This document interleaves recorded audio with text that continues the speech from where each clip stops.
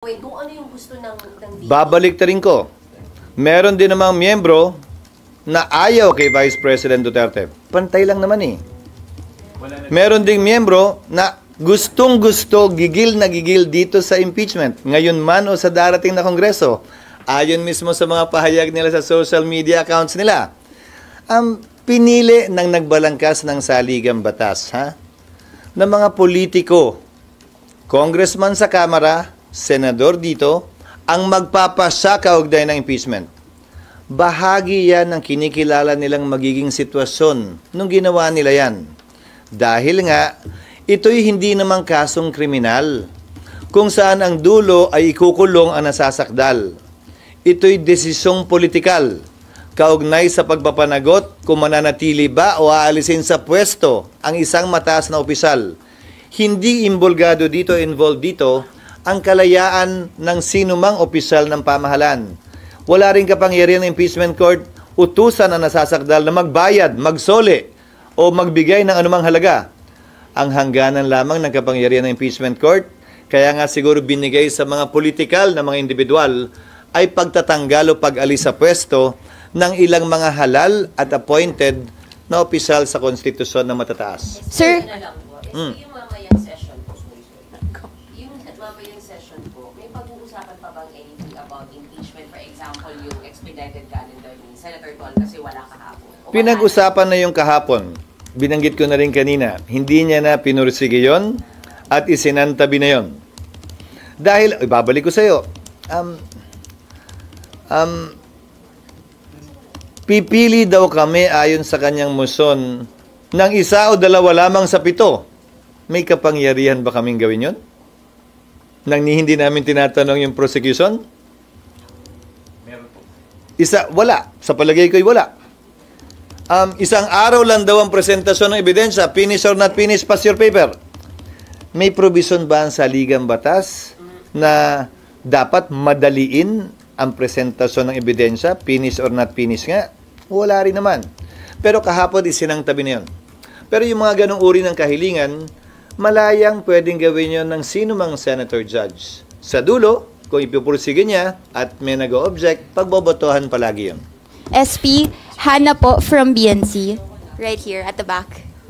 I'm right here. Ayun. Yeah. Sir, Nakatago ka naman. did you ever talk to PBBM about his interest in scrapping the impeachment trial? To whom?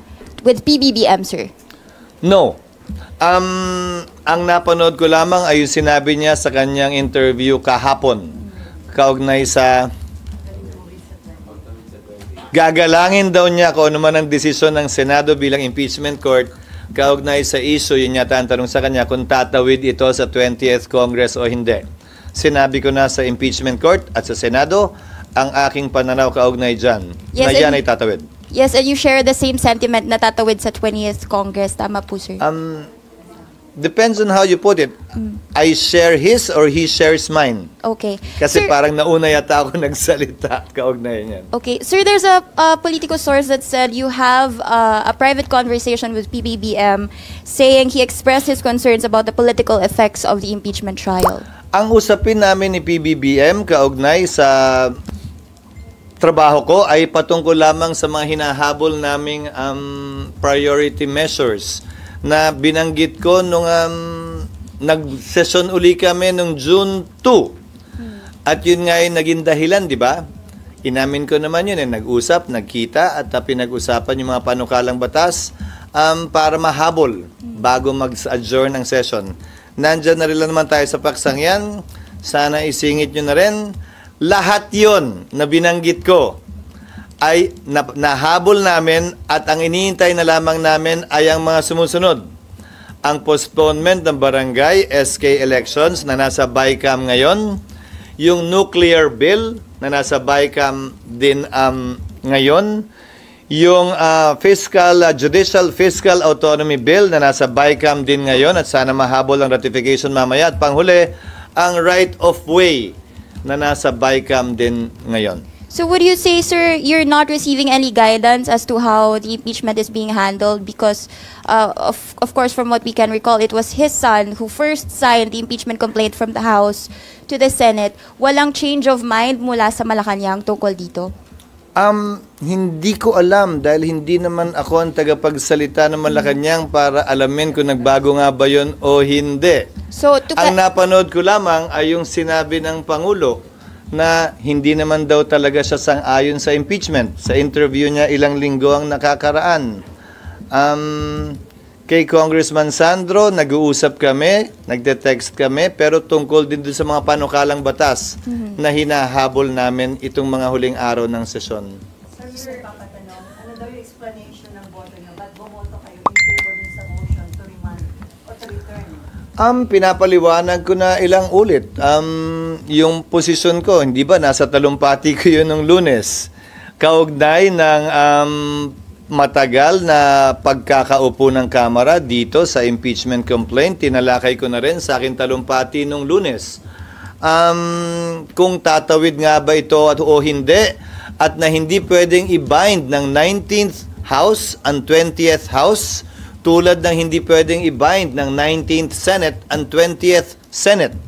Kaya kinakailangan i-confirm, i-reaffirm ng Kamara at ng Senado ang lahat ng pinagpapasahan ngayon ng Kamara din at ng Senado. Nabanggit ko na lahat yan nung Lunes, nung nagtalumpati ako, nung pinagdebatihan ng ilang bagay kaugnay sa impeachment. Kaya minabuti kong hindi na ulitin pa muli yun dahil court of record ang impeachment court.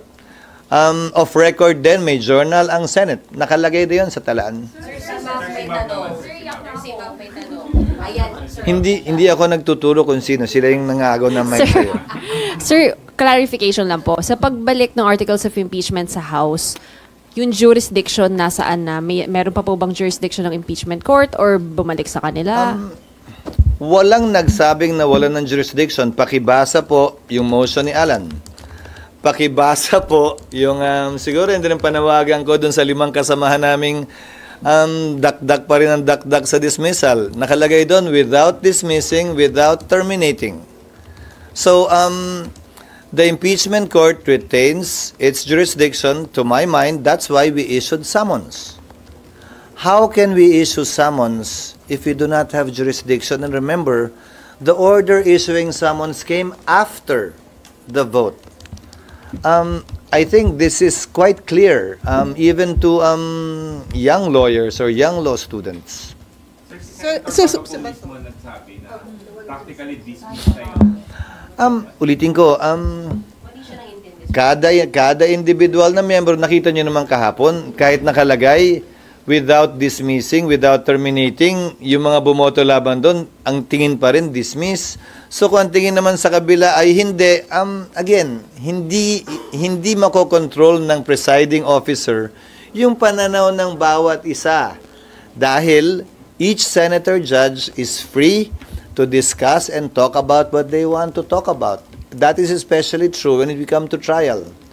Malaya silang pwede magsalita, magtanong, magbigay ng manifestasyon, dagdag dun sa mga tanong at manifestasyon ng mga abogado ng magkabilang partido. Sir? Ano po? So, sir, SP, status po ng impeachment court now, yung status po niya, it's not on hold. It has been constituted and convened. Pero Now we are awaiting compliance from the parties on the part of Vice President Sara to submit her answer, on the part of the prosecutors to submit their reply if they should so decide, and to comply with the orders of the court regarding compliance with a 1-year ban and a resolution from the 20th Congress while we're awaiting the resumption of session in the 20th Congress. ano po pwedeng gawin SP ng impeachment court? Anong actions are the impeachment court allowed to take while waiting po bago Wala. meet yung conditions? Wala. Dahil kinokonsiderang prejudicial ito ayon sa diskusyon kahapon, yung order sa Kamara. Pangalawa, matatapos na nga. Uy, paulit-ulit na to. Matatapos na nga ang authority ng prosecutors, ng congressman. Hanggang June 30 na lang sila. So gustuhin man namin, wala kaming pwedeng gawin dahil walang representasyon ang prosecution. That will only come once Congress resumes session in the 20th Congress, maghalal sila ng prosecutor at sabihin nila na interesado pa kaming ipursige ang kasong ito. Bilang dagdag na impormasyon, hindi ito imbento o katang-isip dahil ginawa na ito ng Kamara at mga prosecutor nung panahon ni dating Pangulong Estrada. Dahil natanggal na siya dahil sa EDSA sa pamamagitan ng di umano constructive dismissal, kung naalala nyo, hindi na sila nagpakita sa Senado at ayaw na nila ipursige ang kaso. So siguro, parehong kongreso yun ha. So siguro naman, may basehan at karapatan ng Senado. Tanungin ang papasok na kongreso. Gusto pa ba nyo at interesado pa ba kayo? Dahil yung gumawa nito ay yung nagdaang kongreso. And again, the 19th House cannot bind the 20th House. Sir, 20th Congress ay resolution. Yes, it can be by resolution or it can be by a manifestation or any pleading to be filed by the prosecutors in the impeachment court. Sir, si Ate Myla. Si Myla lang. Ate Myla. 29. Hindi ako may kasalanan yan. Ano? Parehas na po talaga. The earliest they can do that is July 29. Well, it depends how long it will take them to organize the House. That is beyond me. Ibig sabihin, di ba? July 28, morning session, election of Speaker, election of Senate President, informing the President that the House and the Senate is ready to receive him and listen to his State of the Nation address, which will be held at 3 or 4 p.m. It would depend. Hindi ba? So yung buong araw ng July 28, walang magaganap na trabaho doon. July 29, dahil may bago ng speaker, o parehong speaker, magsisimula na sila mag-organize ng mga committee. Kabilang na ron ang paghalal ng mga deputy speaker, majority floor leader, chairman ng mga komite, kabilang ang chairman ng Justice Committee. At sa parte ng Justice Committee, i-organize naman ngayon nila yung panel of prosecutors. Ang paghalal ng panel of prosecutors para sa akin ay hudyat o senyal na interesado pa rin sila na ipursige ang impeachment complaint na ito. So pwedeng yon ang isang paraan. Pangalawang paraan ay resolusyon na pirmado ng mga miyembro ng Kamara na higit sa 1/3 nito o mga prosecutors ay imamanifest sa Kamara at sa Senado bilang impeachment court na interesado pa talaga silang ipursige ito sa pamamagitan ng isang pleading. Myla again. Si Myla Moon. Baka magtampo Hindi na naman nasagot na rin naman. Hindi. Pero sir, Yes, ma'am. yun pa sir, ini-expect nyo sir na may bagong composition na ngayon 20th, meron kayong sinabing mga paraan kung pwedeng gawin. Pero do you expect na hindi siya magti-trigger ng another filing ng impeachment? Kasi syempre hingi nila na bagong composition kami, we want to also hear muna yung impeachment ulit. Do we expect na ganun-ganun lang Sino? kabilis? Na pipirma lang sila, House ba pinag-uusapan natin ng Senado? House sir. Do you expect na ganun sir kabilis yung proseso? Walang Hindi hihingi ko alam. Hindi tulad nila. Ayaw kong pakialaman yung proseso nila bilang senador. Kaya tinatanong namin ito at may hinihiling kaming impormasyon ay dahil impeachment court na kami. Pero lahat ng ginawa nila noon, wala naman akong sinabi. So, kung paano nila gagawin, kailan nila gagawin, matapos makonvene ang 20th Congress, nasa sa kanila yan. Kaya din hindi ko maset yung susunod na trial date. Dahil, una, hindi pwedeng i-bind nga ng 19th Senate, ang 20th Senate, at hindi ko alam kung kailan sila magsasubmit ng compliance. So, ang nilagay na lang namin na kautusan kahapon, in consultation with the minority leader, who's also a lawyer, na bar top notcher, sabi ko, paano gagawin? Anong maganda? Sabi niya, to a date to be set by the presiding officer kasi hindi pa naman talaga namin alam kung anong mangyayari sa 20th Congress.